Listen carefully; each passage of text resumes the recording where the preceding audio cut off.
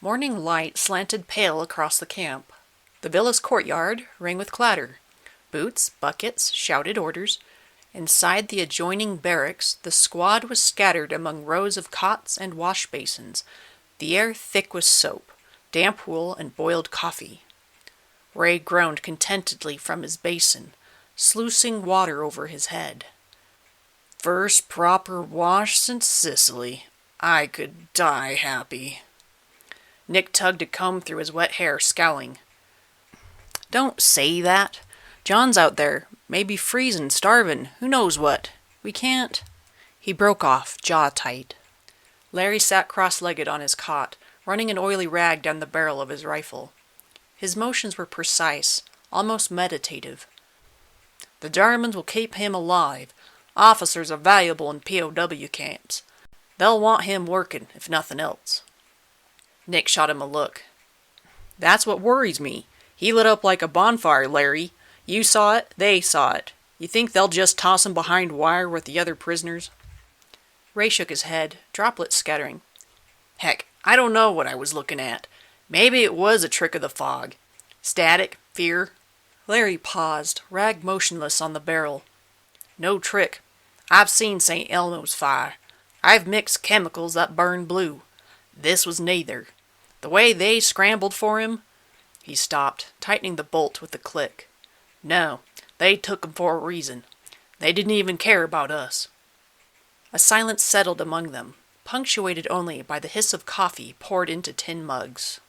Nick finally muttered, So what then? If command pushes north, how the heck do we even find him? Larry looked up, his dark eyes steady. We'll find a way. If he's alive, John will endure. Nick stared into his mug, the steam curling like smoke. Endure is not the same as escape. Outside, trucks revved, orders barked, and the war pressed on, relentless, impatient. The sun was already dipping low when the squad drifted outside, their gear cleaned, bellies full, bodies a little less ragged. Trucks were already loading into the square, columns of men already moving north. The war did not wait. Nick kicked a stone, watching it skitter across the cobbles. That's it, then. They'll roll on and John'll vanish in the dust. A voice spoke from the shadows of a ruined way. Perhaps not. They spun, hands darted to rifles, until two figures stepped into the amber light. At the front was the gaunt, flint-eyed man they knew too well, Nero. Beside him stood a younger partisan with a British scarf wrapped around his neck. Larry exhaled. Jeez, you walk like a ghost. Nero ignored the jab, speaking quickly in Italian. The younger man translated smoothly. He says he brings a news. Whispers only, but enough. Nick's brow creased. And you are? The newcomer dipped his head. Luca, I speak English for ourselves. Your captain handled Nero's tongue before. He spread his hands. Now it falls to me. Nero continued in low, urgent Italian. Luca's face tightened as he rendered the words. A high-priority prisoner was taken. The Germans move him east, not to a camp, to a fortress. Nick's heart jolted. A fortress? Castel del Monte, Luca translated, as Nero spoke the name. An old crown of stone in the hills.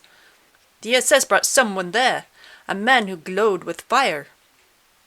The squad exchanged sharp looks.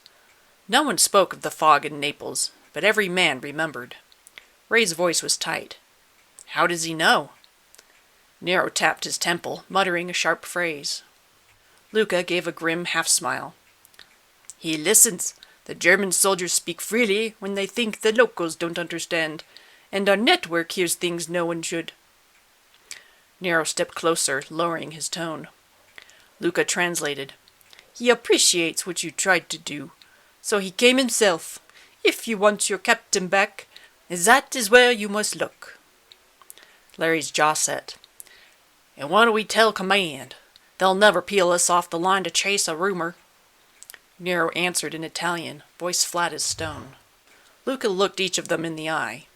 He says, do what you must, but don't wait too long. Fortresses are not prisons, they are vaults. What goes in?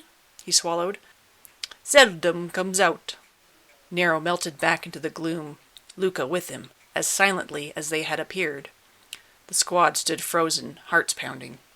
Nick swallowed hard. Well, there's our answer. Larry looked north, where the trucks rumbled and the sky burned with sunset. Not an answer, he said grimly. A choice. The command tent shivered with each rumble of artillery in the distance. Maps lay pinned under coffee cups. Radios crackled with clipped voices, and officers hurried in and out, their faces pale in the lamplight. The squad stood at attention before their superior. Major Ellison, his jacket dusty, his eyes ringed with fatigue. He looked them over, lingering on the empty space where John should have been.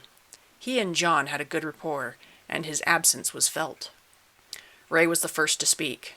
Sir, we think we know where Captain Zimmerman's been taken. That got Ellison's attention. His gaze sharpened. You think? Larry stepped forward, voice steady. The partisans, they have been helping us since Naples. One of them swears the SS moved a special prisoner east, to a place called Castel del Monte. Old fortress, sir. They strongly believe it was him. Nick swallowed. That's gotta be him. They wanted him alive. Ellison leaned back, folding his arms. For a long moment, the war noise outside filled the silence. Finally he sighed. Zimmerman. Darn fine officer. Too fine.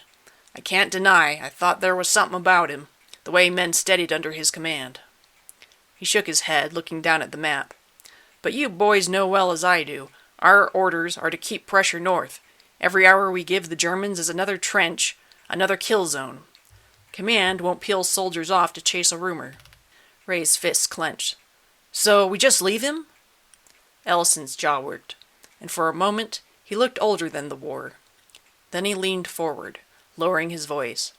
No, we don't leave men like Zimmerman. He pulled a pad from the desk, scribbling quickly. Foggia base is screaming for engineers. Communications down, supply hangars in chaos. I'll mark you as reassigned to assist. He tore off the sheet, stamped it, and slid it across. As long as you report back breathing, I'll answer for it. The boys exchanged stunned glances. Ellison wasn't finished. You'll need transport. Yesterday, I saw a motorbike with a sidecar abandoned by the road. Wehrmacht issue. Looked battered, but with some grease and willpower, it'll run. Consider it requisitioned. Larry cracked a smile. That'll do, sir. Ellison's eyes softened, but his voice stayed firm. Listen to me. If this Castel del Monte thing is nothing, you cut your losses and get back here. If it's Zimmerman... He paused, the weight in his eyes unmistakable. Bring him home. The squad saluted. Yes, sir. Ellison returned it with crisp finality. Godspeed, gentlemen. As they left, the rumble of artillery shook the ground, and now their steps carried a spark of purpose. The chair groaned under John's weight, leather straps cutting into his wrists and chest. A tube was suspended over his right shoulder and aimed across his bare collar. Technicians scurried, rolling carts, stringing wires. A gas tank was rolled next to him, and the tube attached. The mist, John guessed. A steel stand was placed next to his chair, on it a holder tipped with alligator clips and wire. John sat still, head bowed, ears straining. He'd learned in Africa that if you looked dumb enough, men assumed you were deaf. Two aides spoke near the canisters. Their German clipped and hurried. One inexperienced, asking, the other answering, voice carrying the weary pride of a survivor. Who is this Wonder Matrone they keep talking about? The new man muttered. The veteran snorted. Not who, what? Old woman, white hair. We thought she was a village witch when they first reported her. Then she cursed 6 men in one night, trying to rescue children from the camps. Witch? The younger repeated, uneasy. Not witch, something older. The Themisia Matrone. She fought like wildfire, threw curses, broke rifles with her hands, transformed men into objects. We took heavy losses before the Oberfuhrer brought her down. He crossed himself reflexively, then realized, embarrassed, and tucked the gesture into scratching his chin. And the rod? She carried it, the stomach conduit, but when we captured her, she discharged it, like bleeding a battery. The doctor had planned to use her to charge it, but she drained even her body, bringing her to the brink of mortality. The conduit is inert now, a stick of carved bone, useless. The only way to revive it is to feed it raw stomach current. His eyes slid toward John in the chair. From him. The recruit hesitated. And the phrase? The code to unlock it? The older aide spat on the stones. She refuses. Days of questioning. Weeks. Nothing. She calls us carrion eaters. Swears we'll choke on it. But no matter. Once the rod is charged, the matrone will speak whether she wills it or not. They moved off to fetch protective goggles. John kept his face slack, staring at the floor, but inside his mind burned. Old woman, prison, discharged conduit. Each word lodged like a nail. Suddenly the motion all ceased at once when Dr. Reiter entered carrying a small black case, narrow enough to contain a pen, but much longer. The SS members watched with wide, reverent eyes. Reiter didn't so much as carry it as bear it, gloved hands steady and careful. John leaned in curiously, trying to keep the sickly feeling in his stomach at bay. Dr. Reiter set the box on the table and opened the lid and lifted out a white stick. John leaned back, the moment anticlimactic. The doctor bore the rod to the stand and carefully mounted it in the alligator clips. John now had a closer look. It looked like ivory and had a pretty pearlescent sheen. Is that a wand? John wondered. The bustle returned again, only to conclude what they were doing. Reiter stepped forward, khakis and white shirt spotless against the soot-dark stone. He gestured, and an aide clipped wires to John's index fingers. The clamps bit into his flesh, making him flinch. John licked his lips, his voice hoarse. What the heck is this? Reiter tilted his head, tone almost indulgent. Simple. You are the battery. This? He laid one hand on the wand shaft with a reverence that made his technicians avert their eyes. Is the vessel. John's mouth tightened. What does it do? Reiter didn't answer. His smile was slightly sardonic. One of the SS men handed out tinted goggles. They donned them with the air of acolytes preparing for an eclipse. John tried to grin, forcing out bravado. I'm not going to explode, am I? No one laughed. John swallowed. An aide turned the valve to the gas tank, and the acrid-smelling fog rippled like icy breath across John's chest. It immediately ignited into blue flame again. The aides all leaned around each other in awe, murmuring and taking notes and measurements. Dr. Reiter stood closer than everyone else, unconcerned, and gave a nod. A switch was thrown with a heavy clack. The room seemed to inhale. Then the wand lit, not with flame, but with hunger. It began to draw.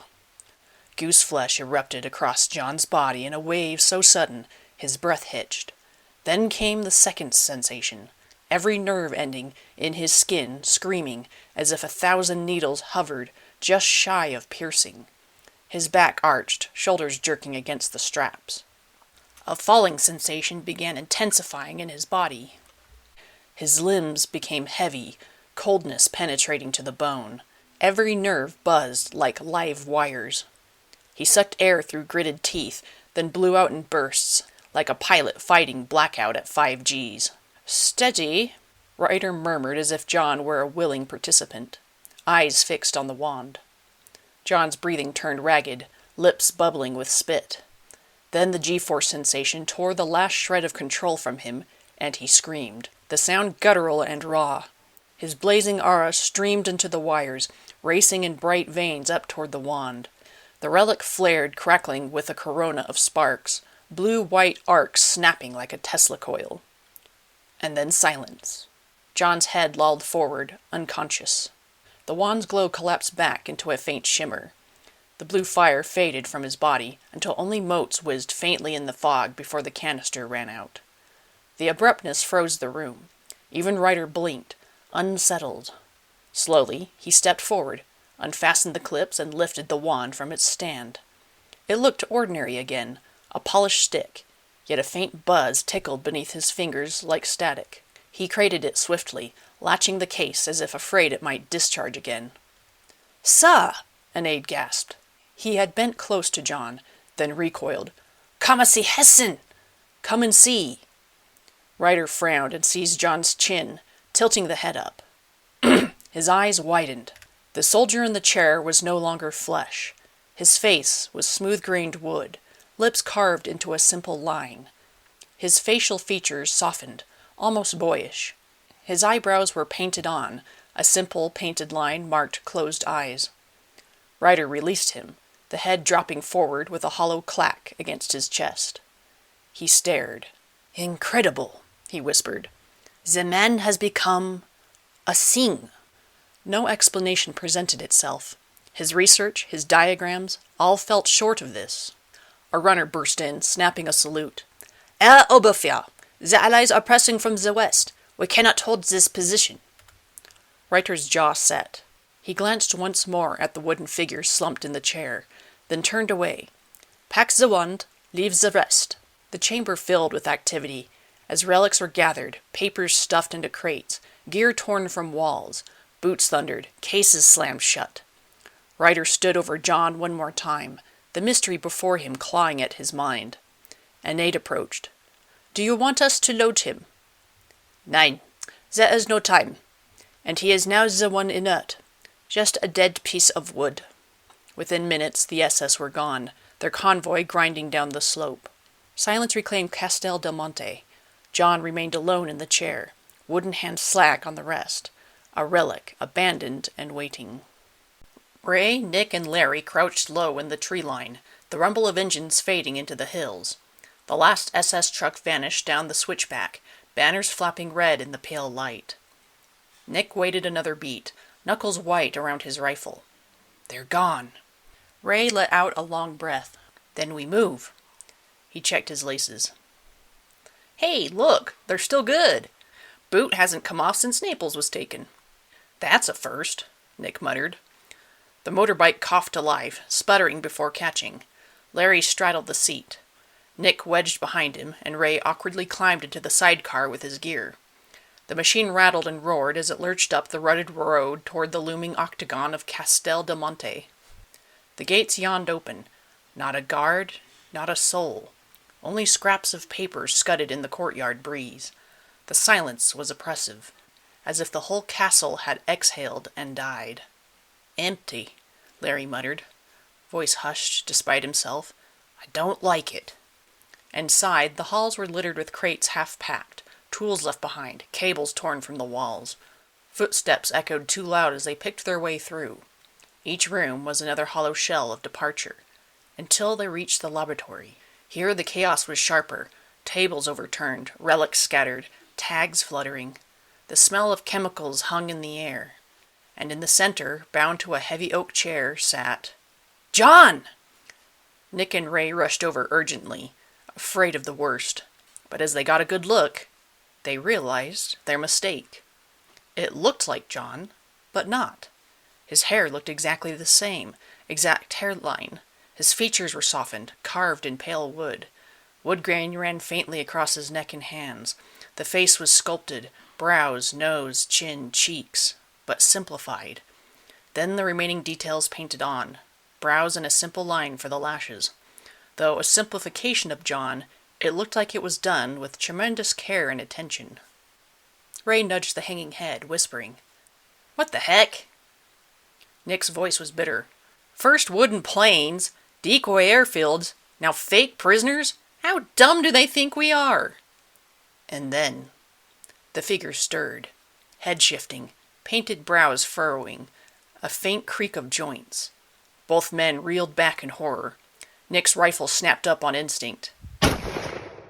The shot echoed like thunder in the vaulted chamber. The wooden man's head snapped upright, cartoon round eyes flashing wide open, painted irises staring straight at them. For a frozen second, no one moved, each side regarding each other in horror. John slowly looked down. The smoking hole in his shirt was clean through. His head raised slowly back to them, jaw slack, voice unmistakably his.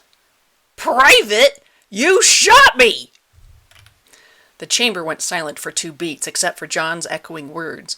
Nick still had the rifle raised, eyes bulging. Ray's jaw hung like a busted hinge. Neither moved. John glanced back down at the hole in horror. I need a medic. Then Larry clattered in from the side passage, pockets bulging with hardware, his satchel dragging heavy with scavenged switches and gauges. He looked from John to the 2 frozen men and back again. What the heck did I miss?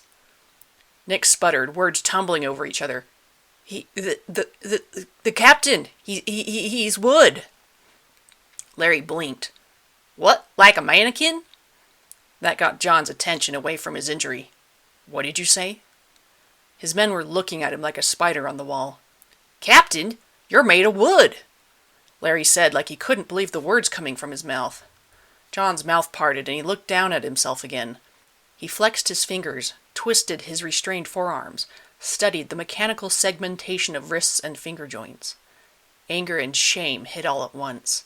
His breath faltered as he tried not to let panic overtake him. He looked back at his boys. They were terrified of him.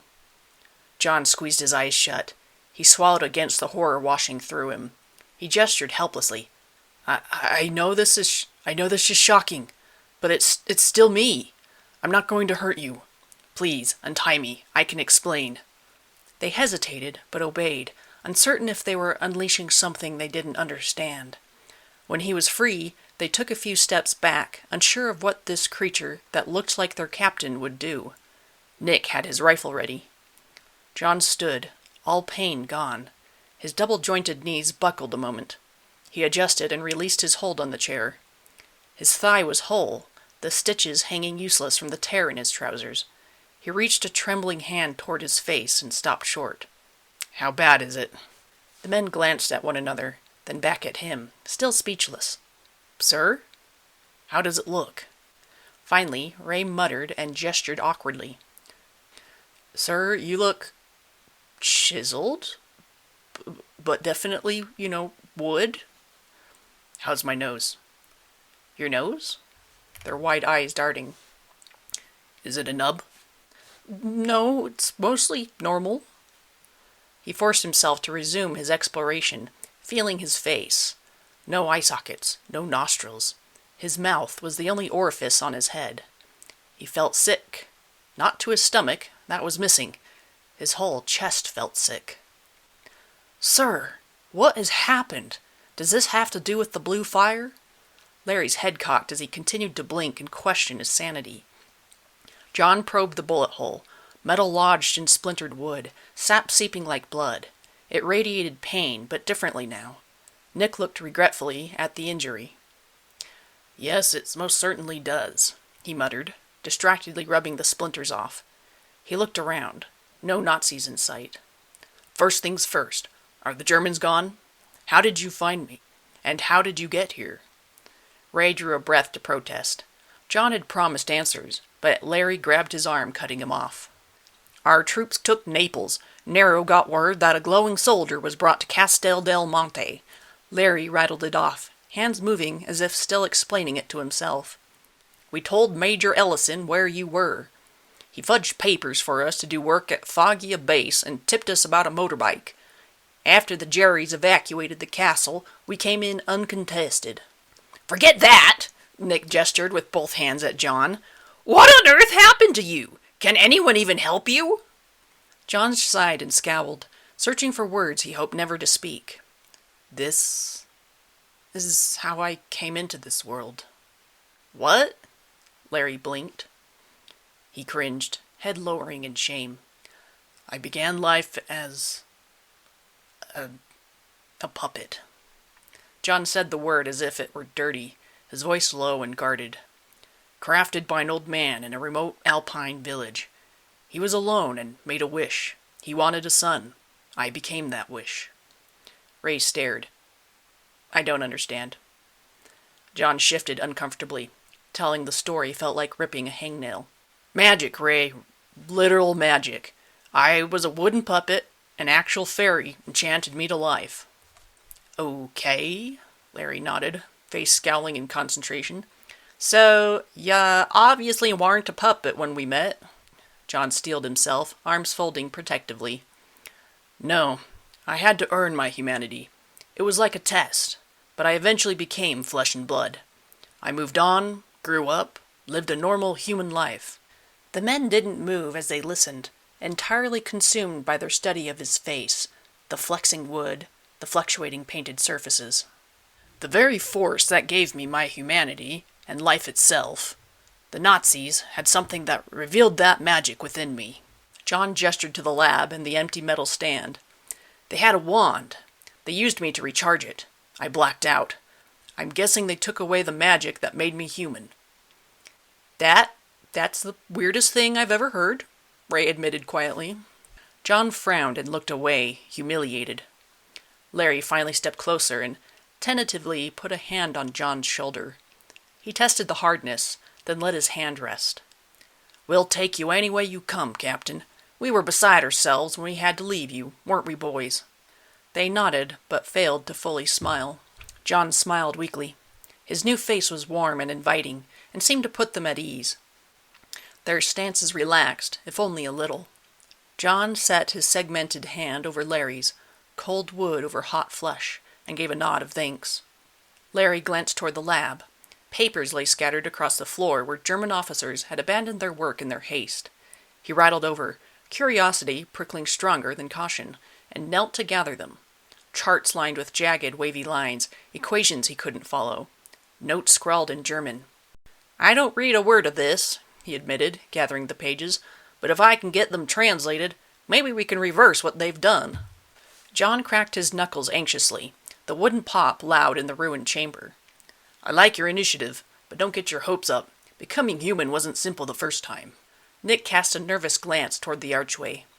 We need to go. We've already taken a great risk coming here. Let's get back to Naples before someone notices. Larry rolled the papers into his satchel, determination hardening his expression. He didn't know what they meant yet, but he would. John strode forward but kicked something. It skidded across the floor with a dull thunk. John bent, plucked up a scuffed boot, and held it aloft with one brow raised. Ray groaned. Oh, come on! He snatched it back and jammed it on, muttering curses as he tugged the laces tight. John shook his head, faint smile ghosting his lips. Even after everything, some things never changed. The Naples villa smelled of smoke and damp plaster, windows blacked out, walls plastered with maps of Italy scrawled with grease pencil arrows. Phones rang, typewriters clattered. Runners brushed past with clipped salutes. The squad was shepherded into a side room. Not quite a conference chamber. A single table and mismatched chairs. John stood stiffly, gloves on, bandages wound up to his hat brim, leaving only a slit for him to see through. His posture soldierly, even in his filthy, tattered civilian clothes. His men flanked him like bodyguards. Boots approached. The door opened. Major General Ellery didn't even sit. He slapped a folder against the table. Ignoring the soldiers, he ranted.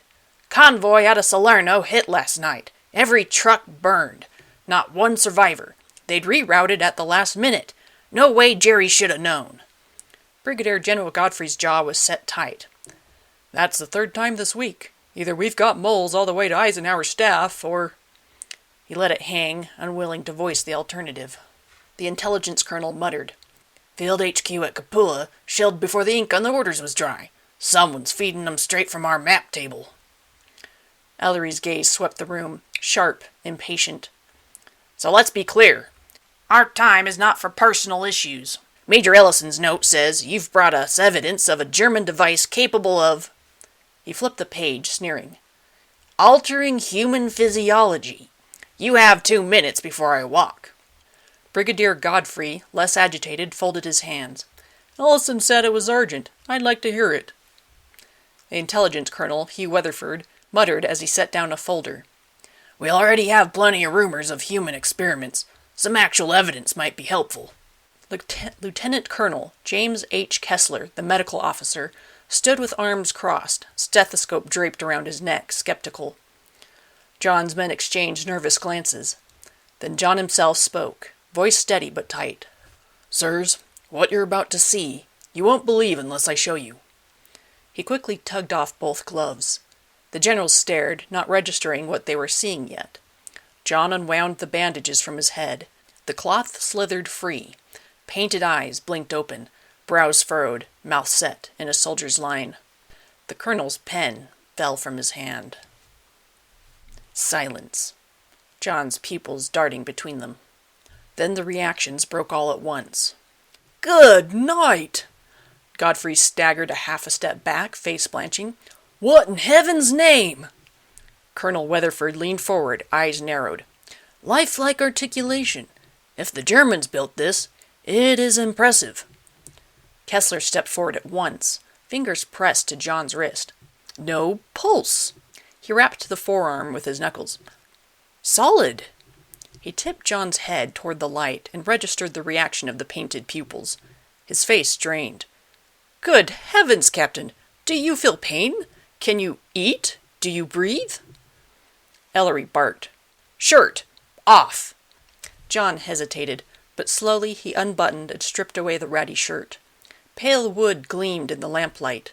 Shoulders carved broad, chest muscled, the splintered bullet hole in the middle of his chest. Nick cringed. Kessler's experienced hands probed at seams and joints of his segmented torso and waist, searching for deception, muttering, "Impossible! This is impossible!" Ellery circled like a wolf. "Zimmerman, prove you're not a German trick. First combat. The White War, Piave River, 1918. Medals? Gold Medal of Military Valor. Unit?" John rattled it off. Crisp, every detail, exact. More questions followed. Names, dates, postings, personal details. John answered each without hesitation. His voice was steady, though shame colored every word. Godfrey studied him, quiet. "That's not a mannequin reciting facts. That's a soldier." Ellery cut Godfrey a glare, then turned back. "So what the heck are you, Captain?" Every eye in the room locked onto his simulated human face. His eyes fell to the floor. A hand instinctively rubbed at the joinery and seams at his waist to hide it.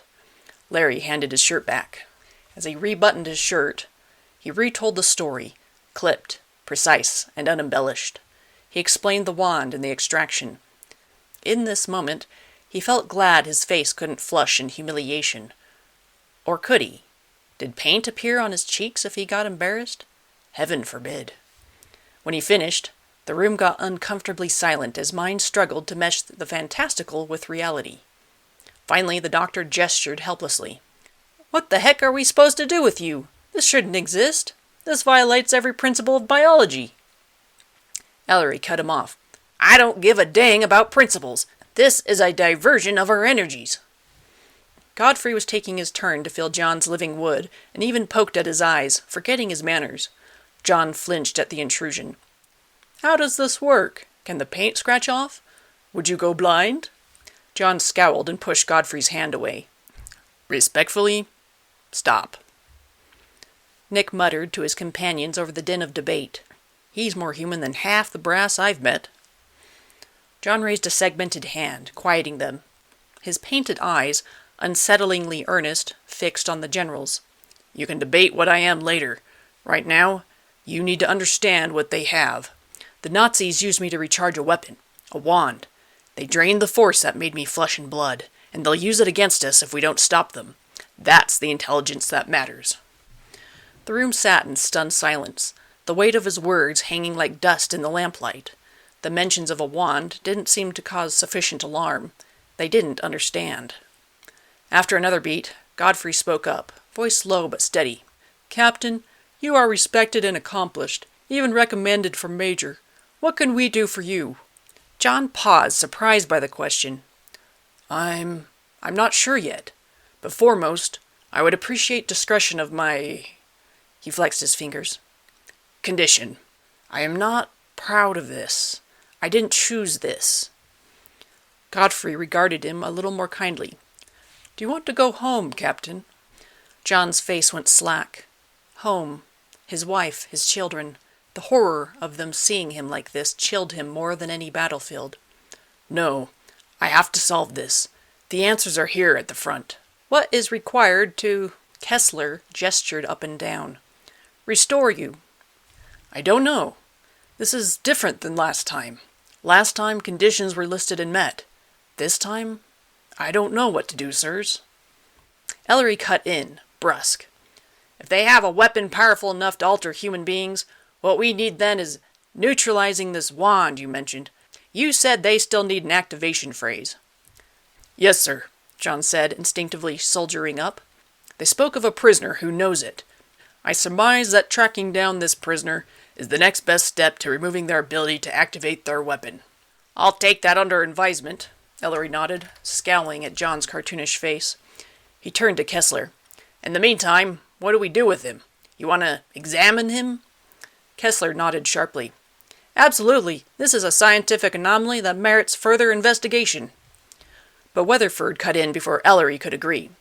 With respect, General, relegating him on a table is worthless.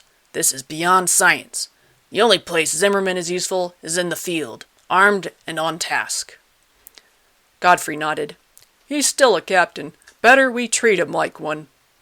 John looked to him appreciatively. Ellery's jaw worked, weighing it. At last he growled. Fine. Captain Zimmerman remains with his men.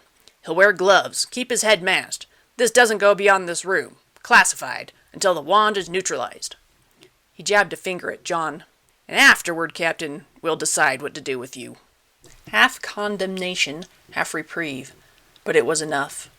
John straightened, saluted with the smooth sound of wood on wood. Larry turned over the papers he'd recovered from the castle, but had managed to copy them into his notebook during their return journey. John and his men were ushered out of the smoky villa chamber. They paused in the narrow hall just outside the door to let a messenger by. Godfrey's voice came just then, low but audible. You have to admit, his face is adorable. The general's voices drifting through the crack made John halt in his tracks. There was a smothered chuckle. Weatherford, perhaps. Then Ellery's voice, sharp and dismissive. Adorable or not, he'll never make major now. Can't have a freak on the promotion rolls. The words landed like nails hammered into his chest. He stood frozen a beat longer, painted eyes staring straight ahead, before his men gently urged him down the corridor. John said nothing.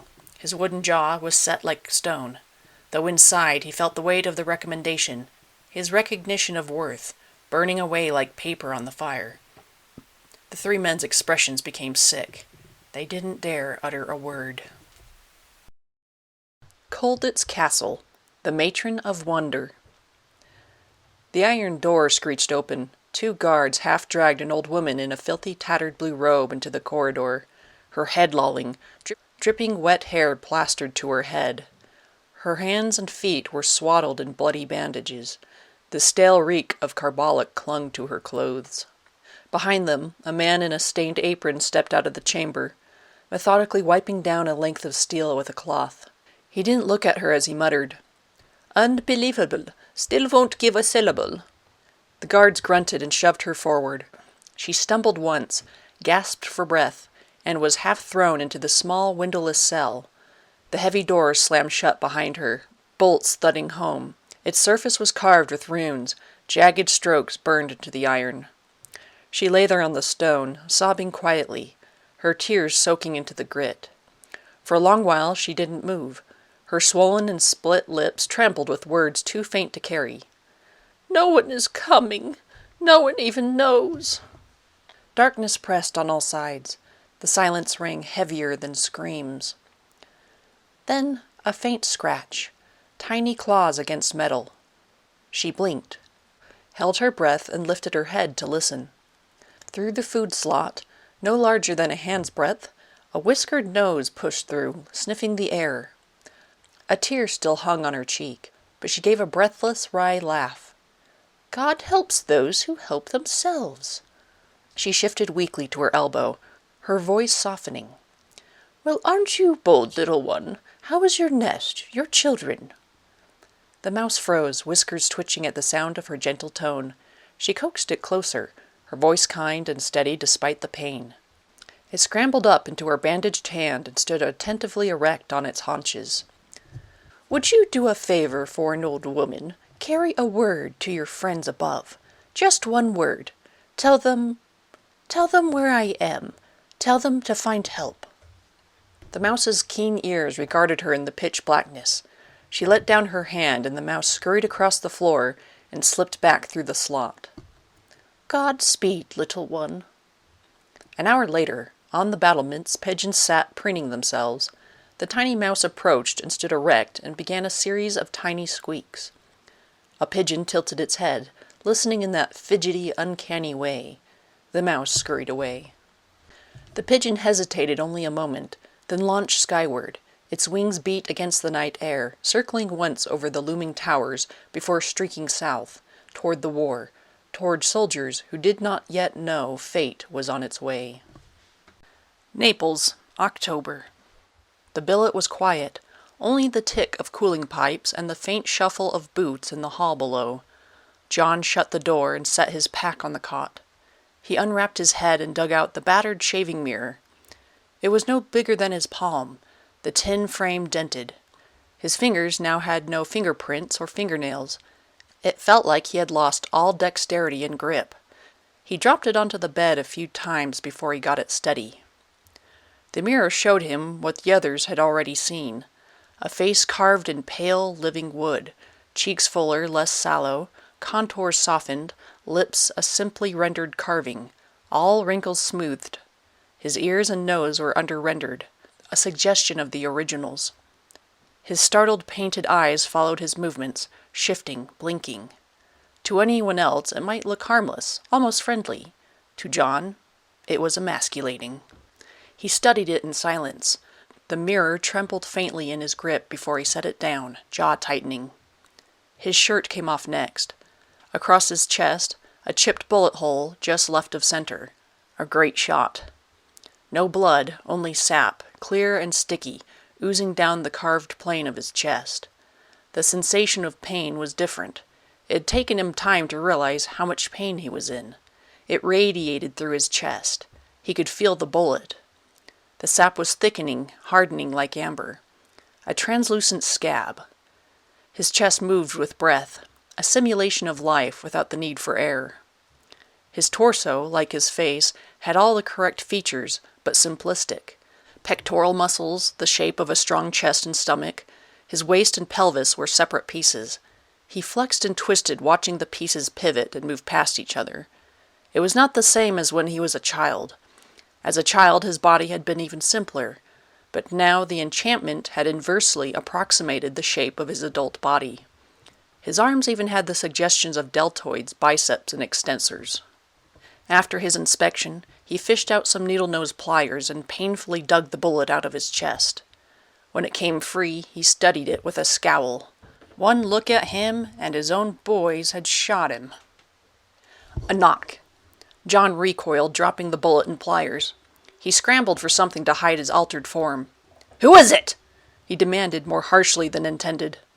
A timid reply. "Sir?" It was only Larry. John exhaled raggedly. "Come in." Larry edged in holding some cloth and leather items. His brown hair had been given a fresh buzz, making his cranium look smaller. After closing the door, he stopped dead. His eyes flicked to the hole in John's chest. "Looks like you need a carpenter more than a medic." John rolled his eyes. Larry swallowed, stepped closer, and leaned to peer at the wound. "I could rig you some filler, wood paste, stain, polish, restore the finish a little." He was so eager to help, yet helpless to do anything. "No," John felt turbulent. It's fine. It's healing." "Really?" Larry's eyes widened in fascination. "It can do that?" "I'm not a scrap piece of wood, Lieutenant. I'm alive." He sounded more annoyed than he meant to. John buttoned on a fresh shirt, hiding the amber sheen, then put on his field jacket. Larry laid out his collection. "Took some horse trading. I fixed a bomber crew's radio. They gave me the frostbite mask. The goggles came off an Alpini who won't be climbing anything again. The hood, Red Cross knit, common as mud. Covers your neck, head, and face. Nobody'll see a single grain." John lifted the leather mask, heavy in his hands.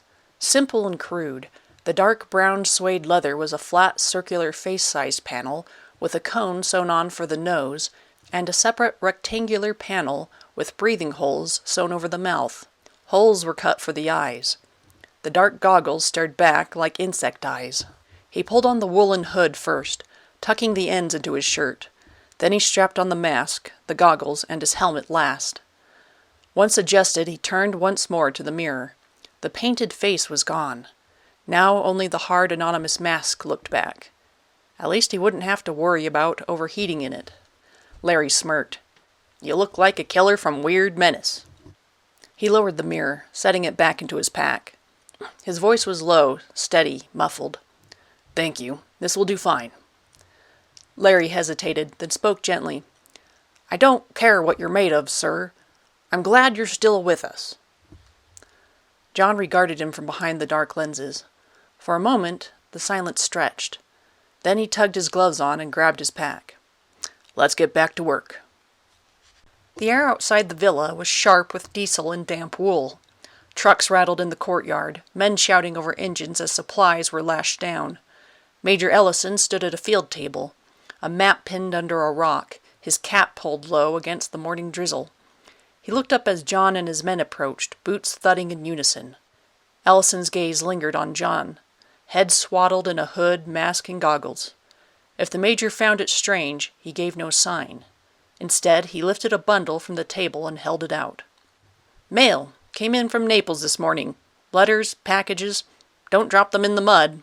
The bundle was passed down the line, men clutching envelopes as if they were rations of sunlight. John held his in both hands with mixed emotions. Ellison lowered his voice. "Listen close. While you were up at HQ and getting refitted, I was able to send orders out to the rest of your squad. I told them their captain was taken, tortured, and survived. That's all they need to know. You'll lead, but you need space.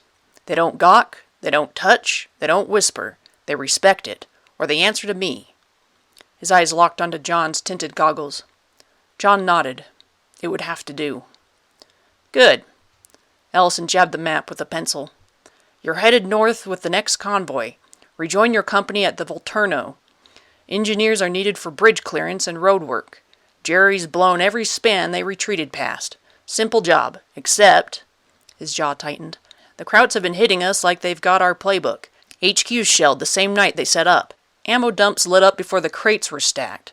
Spies? Maybe. Or maybe worse. Things were in our favor, and now it's flipped. We're going to bleed for every foot of ground." Engines growled as the first truck lurched forward. Ellison folded his arms, studied his men one by one. "You've got 2 days' rations, ammo, and each other. Keep sharp, keep moving. Dismissed." As the boys got into the truck, Ellison called John back. He put a hand on John's hard shoulder. The major couldn't help but feel unsettled, like gripping a body with rigor mortis.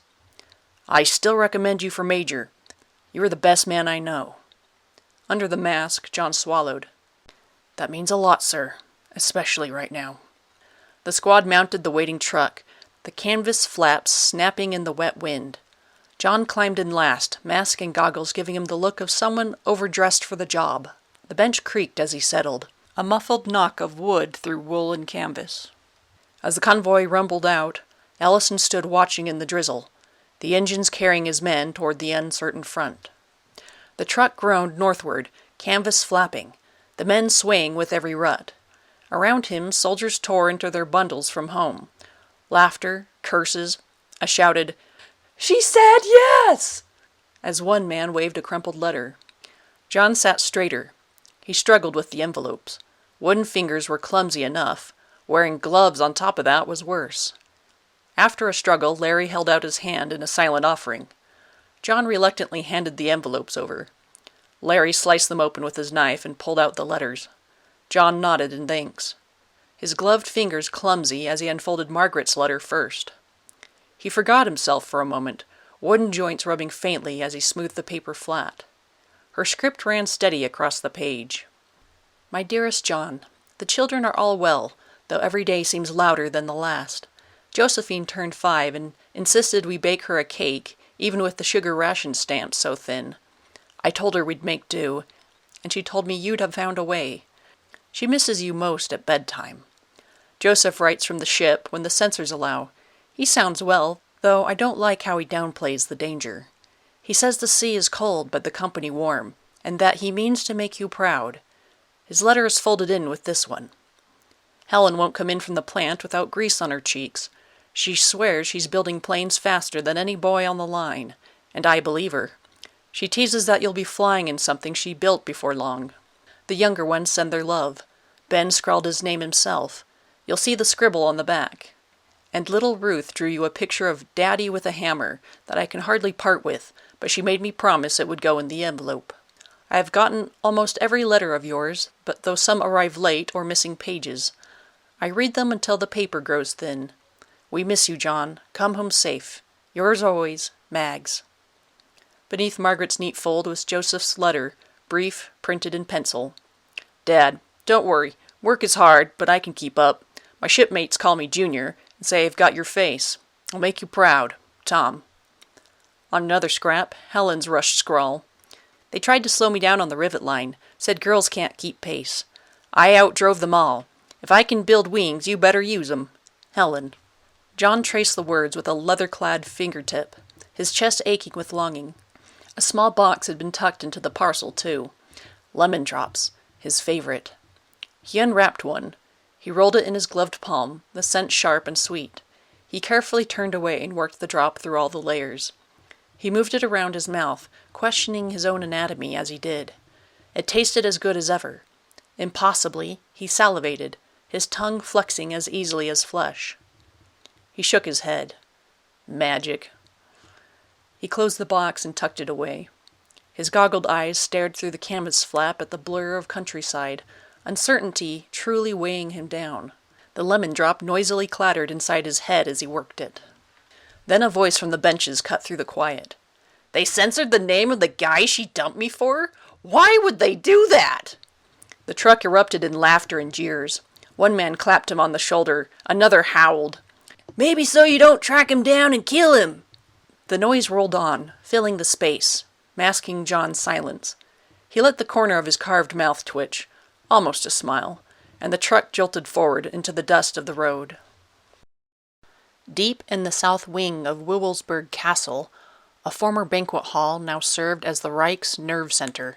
Maps papered the stone walls, wires crawled across the floor, and a dozen typewriters hammered out the pulse of war. The room hummed with activity.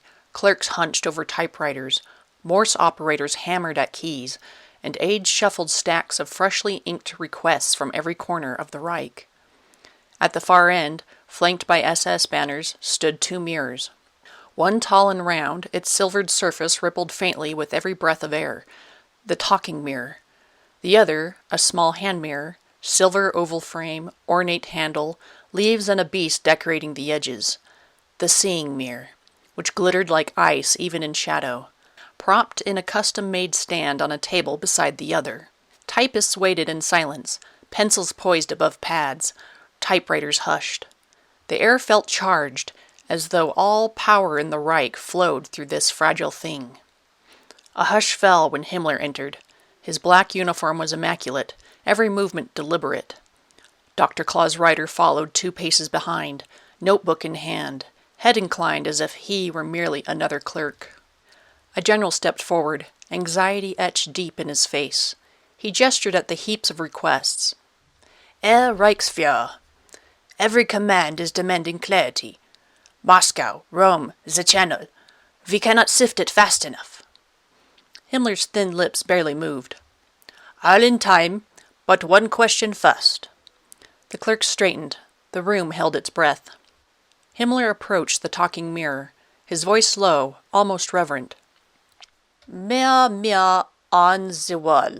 How burns the Allies' atomic fireball? Someone in the back leaned toward their neighbor. Does it have to rhyme? The neighbor shrugged. The glass rippled. A voice, smooth and resonant, filled the chamber. They split the atom, cleave the core, and waken the sun to burn once more. A bottled star, a fire chained, yet once unleashed, none remain. Oak Ridge spins the metal bright to feed the beast of endless night. Handford's waters birth the seed, plutonium wrought for wartime deed. In Los Alamos, guarded deep, they bind the death that will not sleep. When fissures bloom, when suns ignite, the earth shall drown in burning light. Men to shadows, stone to dust, a single flash, and empires crushed. The end of man is in their hand, stealing fire from God's own hand. Murmurs broke out. The generals exchanged startled glances. Tennessee? Washington? A desert? How far had the Allies taken the atomic bomb? Himmler raised one gloved hand. Silence. He gestured to the seeing mirror. Ryder nodded once, and an aide whispered the locations aloud. The mirror shimmered, then cleared. The mirror's mist swirled, then sharpened into endless hangar-like halls, rows upon rows of collitrons. Giant electromagnetic machines loomed like cathedral organs, their coils glowing faintly. Dozens of young women in coveralls sat at control panels, turning dials, monitoring gauges. The perspective of the mirror almost seemed to float behind them, revealing miles of power lines outside, thrumming with the stolen electricity from the Tennessee Valley Authority. The vision shifted. A barren river plain, massive concrete reactor blocks half buried in scaffolding, workers swarming over them like ants. The Columbia River ran close, pipes feeding its waters into cooling towers that belched white steam into the cold air. Soldiers stood guard on catwalks. Even half-finished, the sheer scale of it dwarfed anything the Germans had imagined. At last the mirror clouded, then cleared to show a high desert plateau. Adobe-style buildings and military barracks clustered together, blackboards covered with equations glimpsed through windows. Men in lab coats argued fiercely beside crates of equipment. A convoy of trucks rolled in under armed guard, crates stenciled with innocuous markings but handled like relics. The wind whipped across mesas, a lonely, isolated place hiding the most dangerous minds alive. A colonel's face had gone pale. "Mein Gott, it's worse than we imagined." Another snapped. "These sites must be destroyed. Sabotage, bombing, assassinations, whatever it takes." The chamber erupted in voices. Only Himmler remained still, eyes glinting in the mirror's glow. Finally he turned, gaze sweeping the room until it settled on Ryder. "You see, Oberfuhrer, already your prize has given us more than spies or Enigma ever could. 2 mirrors, and the world laid bare. The purest form of intelligence." Ryder bowed his head slightly. "The mirrors reveal much, Reichsfuhrer, but we are stalled with the wand. The Thamische Matrune will not yield the phrase. Its power remains locked." Himmler's expression thinned as if disappointment were a private luxury. He stepped closer, speaking softly, only for Ryder. "Then we turn to another source. The staff of the Drachenfee." Ryder's eyes flickered. The Dragonfey, whispered in old tales as both witch and dragon. Himmler's voice carried just enough to be heard by the nearest generals. "Accelerate Project Drachendorn. The Reich cannot afford delay." Ryder inclined his head, calm even as the enormity settled. "It will be done." Himmler pivoted back to the mirrors. "Proceed with the requests. Let the Führer's enemies feel we see them as clearly as they see the sun." The chamber buzzed with frantic life, aides scratching notes, telegraph operators clattering out reports, officers talking over one another as targets were debated. Piles of papers grew by the minute, the air thick with ink and urgency. Ryder turned, hopeful his contribution would give him due considerations. "Reichsfuhrer," he said softly. The words cut cleanly through the din. Several clerks faltered mid-sentence. Himmler turned, expression unreadable. "I have 2 queries for the mirrors. First, the Drachenfee's staff. You yourself have altered its pursuit." Himmler's eyes sharpened. "Yes, that will be scheduled at once." He gestured to an aide, who began noting it down. Ryder inclined his head, then continued. "Second, the American captain. His resonance suggests not artifact, but a living source, if I can identify its origin." Himmler cut in smoothly. "Also to be scheduled." Ryder inclined his head. "With your permission, I would request private time to consult them." A ripple passed through the officers nearby, surprised that he would make such a request. Himmler studied him in silence, dark eyes flat behind rimless spectacles. At last he said, "Private." His voice was quiet, almost amused. "There is no privacy now, Oberfuhrer. Not for enemies, not for us. The mirrors lay all things bare." His gaze lingered just a fraction too long. "If truce is only truce, why should you fear witnesses?"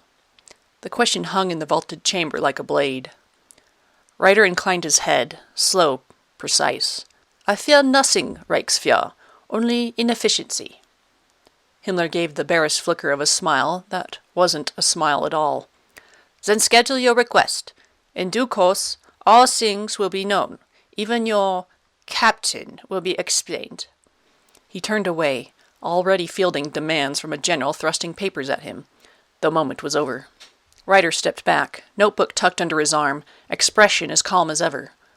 Only his fingers pressed against the leather binding betrayed the tension. No privacy. Not for him. Not for anyone.